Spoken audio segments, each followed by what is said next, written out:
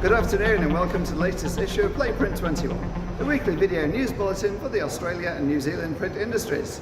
This issue is sponsored by Ball & Dogger, Australia's largest supplier of printable materials and press room consumables.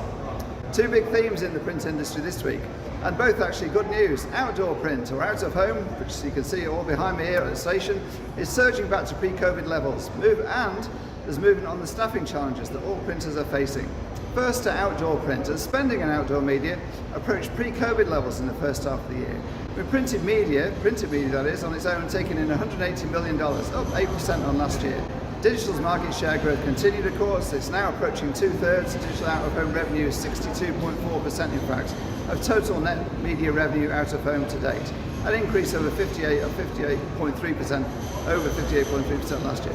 Print share dipped below 40% for the first time, however.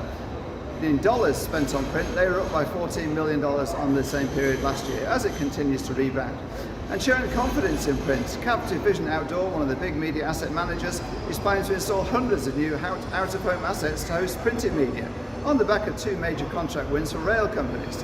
The company's just won a 10-year contract with the Australian Rail Track Corporation, which will see it install new road-facing billboard sites for print across the regional New South Wales. And that new contract comes shortly after it won a similar 10-year deal with Queensland Rail that will see 250 new print assets go in at 75 stations across the Sunshine State.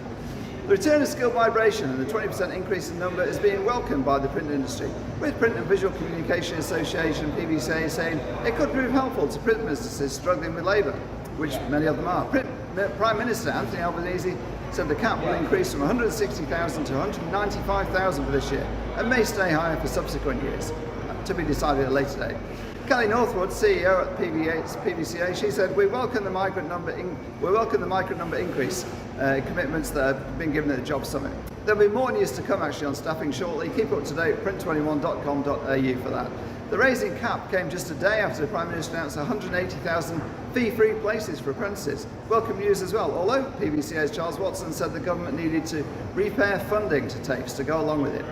In other news, just a week after Opal announced a $160 million spend on a new corrugated plant, Visy said it's investing $150 million in a new corrugated cardboard box manufacturing plant in Queensland as part of its part of the packaging giant's $700 million investment in manufacturing in the state.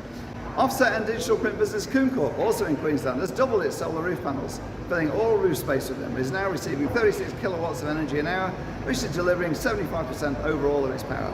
And finally, Australia's major print museum, the Penrith Museum of Printing, is under threat as Infrastructure New South Wales seeks to demolish the Penrith Paceway, which is the current location of the museum.